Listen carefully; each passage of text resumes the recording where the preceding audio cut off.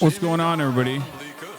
I hope everyone's having a fantastic evening, afternoon, pre-noon, no matter where you are in the world. I'm Hasan Piker, and this is the HASAN broadcast coming to you live from sunny California, Los Angeles, folks. We're live and alive, and I hope all the boys, girls, and MBs are having a fantastic one because today's a beautiful day. Today's a wonderful day. Today is Thursday, ladies and gentlemen. We're live, we're alive, and I hope all the boys, girls, and MBs are having a fantastic one. Do you think Woke 1.0 is back? I heard it was. I do kind of think Woke 1.0 is back in a little bit, in a weird way, because I saw that ODESSA, what's her name? ODESSA A'ZION or something. She is like the ultimate fascination of every single person that wants to do like stan culture, but then also simultaneously think that they're doing activism, because they're all like, oh, she chose the name ODESSA A'ZION because she is a Zionist or something. And I don't think she is, but regardless, it's like kind of funny that they're just like, everyone thinks she's like the most pro-Israel person of all time. A'ZION, because she's half Irish. Oh, Zion. Yeah, no, she's not. She's not a Zionist. She literally was like, I'm not a Zio. Everybody calm down. Why is this lady named after U.S. foreign policy? I mean, okay, that's funny. But like, everybody was really mad at her, and she even hit the Zio. And to me, I feel like if someone is saying that, then, you know, they're at least like somewhat tapped into the anti-Zionist spaces to a certain degree. She sold IDF merch. Yeah, brother, I don't give a shit, bro. Calm the fuck down. Everybody, you guys literally have no, like, your priorities are so fucking out of whack. Yes, dude, she was doing a Depop thing with like an IDF merge when she was like 17 or something. I know, I'm tapped in. I know she was 17 years old and she sold in a Depop her fucking, IDF sweatshirt or something. It doesn't mean anything, okay? Fucking calm down. Jesus Christ. I have no interest in like defending this person at all, but I cannot stand the way that the way that people fucking operate, okay? There are a shit ton of people who literally were like pro-Israel post October 7 and then decided that shit was fucked up. Bigger fish to fry, please. You guys literally cannot, like, you can't lock in ever. You just go absolute nutty mode on certain people that you just like dial into, and you're like, this person is an op, this person is an enemy. It's like, this person is not your op, okay? Calm down. The reason why I was bringing this up is because there's a Stan account. After it came out that ODESSA A'ZION, such a funny name. It's such a funny chosen name. ODESSA A'ZION was being cast for a role that was about like a Latina woman, and she's not Latina at all. She's white. People were very mad about it. It's A'ZION, not A'ZION. Okay, whatever. I don't. That's how little I know about this shit. But even then, I do know a lot. A'ZION. Fuck. I don't know. It doesn't matter. I can't even get this goddamn point across, man. This is Woke 1. This is a remnant of Woke 1. ODESSA A'ZION joins the cast of Sean Durkin's Deep Cuts alongside Drew Starkey and Kaylee Spaney. Also, who are these people? God, I'm so fucking old. I don't know. There's just new people. They're inventing new people all the time. I don't like this, okay? We have enough people. I'm done with the amount of people that we have. Who are these new people? Okay, anyway. ODESSA A'ZION Daily says, we're here to state that we do not agree with this casting, specifically given the current political state of the U.S. As two Latina admins, we will be pausing this account's activity until further notice.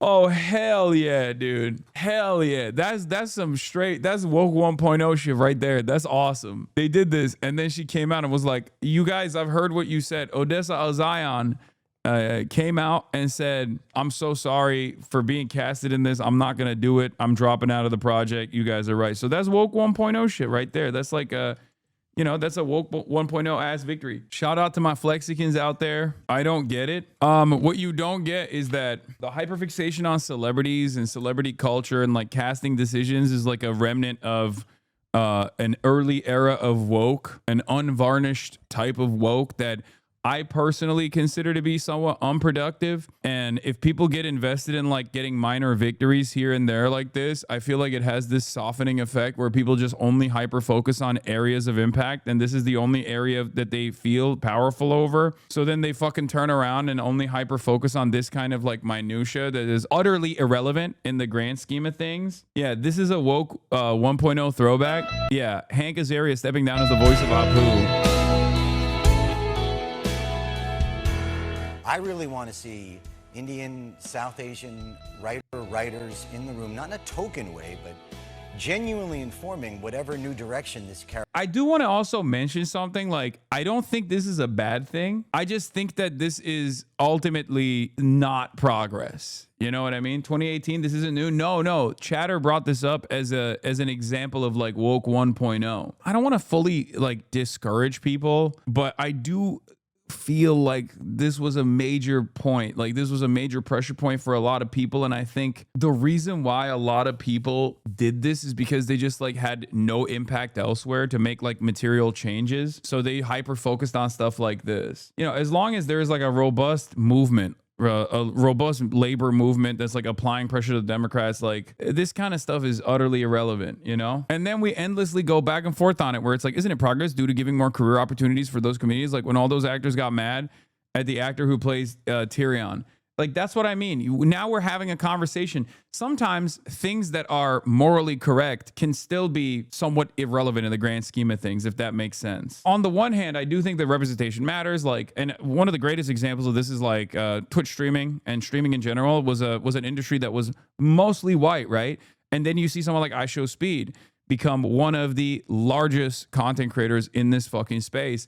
And what that is, what kind of impact that has for, you know, young black men all around the world is not something that I'm going to write off, right? I understand that. Like, I think that's a good thing. It's a positive thing overall.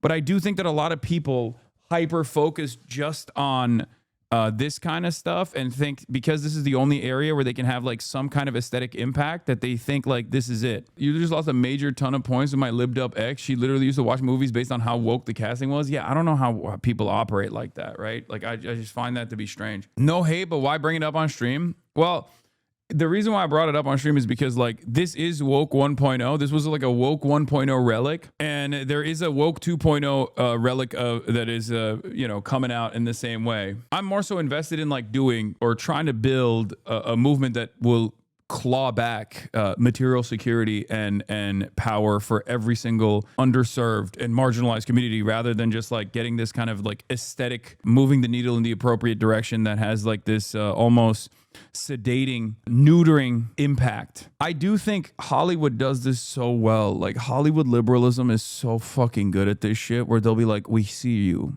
we hear you, and it's time to make changes. And then everybody goes, yeah, we did it. Like, and it's like, okay, we did that, but like, you know, ICE is fucking roaming the goddamn streets.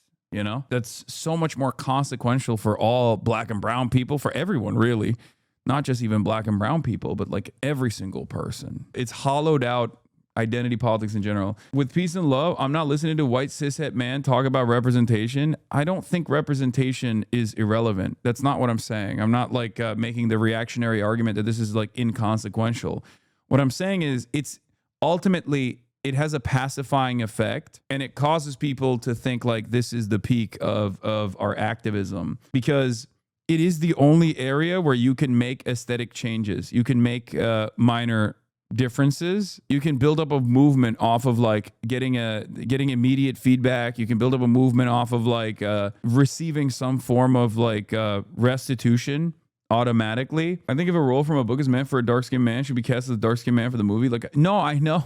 I'm not even disagreeing with like the ODESSA A'ZION cast or recasting decision. Make no mistake. Here, I'll tell you like this, okay? I'm a white guy, but I also happen to be Muslim, right? And that's something that people keep fucking bringing up all the goddamn time when they talk about my political commentary, especially my political commentary surrounding issues that are related to the MENA region, right? They fucking love bringing that shit up. They love calling me a fucking terrorist every day, all day, every fucking day. Now, if it was all white Christian people, like, I don't know, playing fucking Turkish people in all of these TV shows, But then we didn't give a fuck about that, but instead we actually scaled back American atrocities in the region. I would take the scaling back of the American atrocities in the region over the other thing.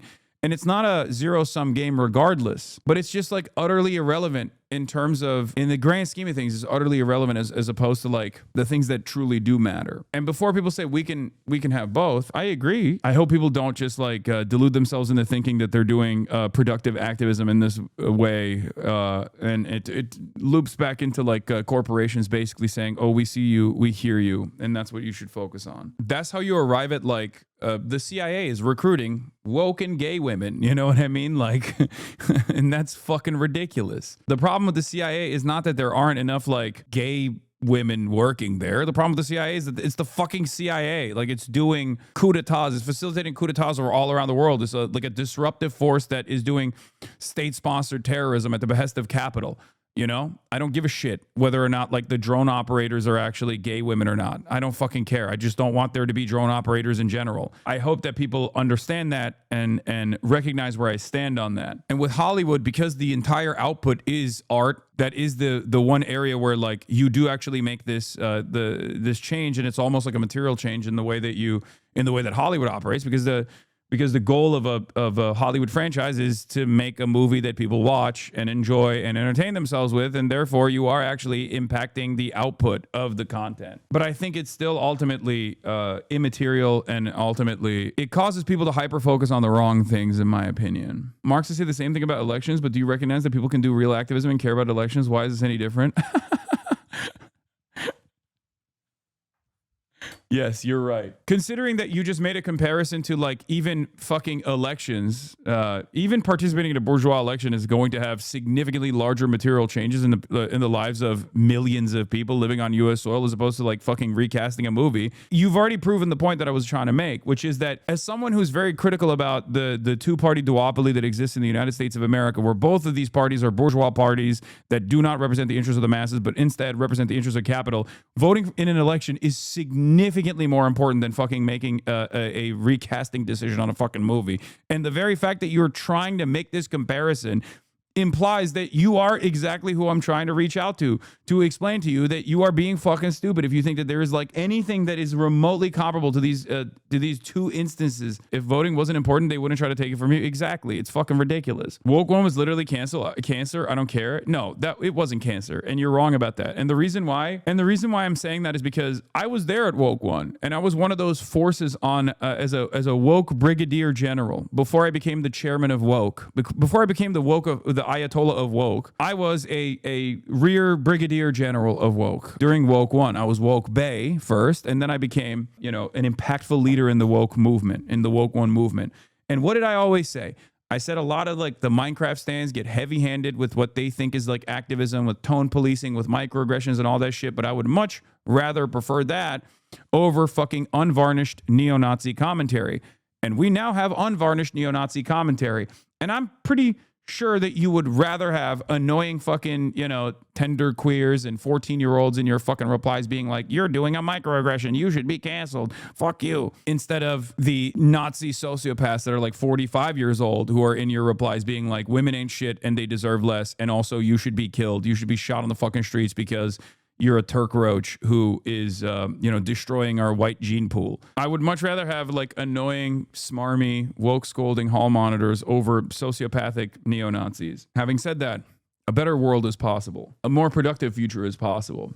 But ultimately, just like I did in Woke One, I will continue to focus on what actually matters, and will continue to tell people that, sometimes things are, thrown your way as a distraction.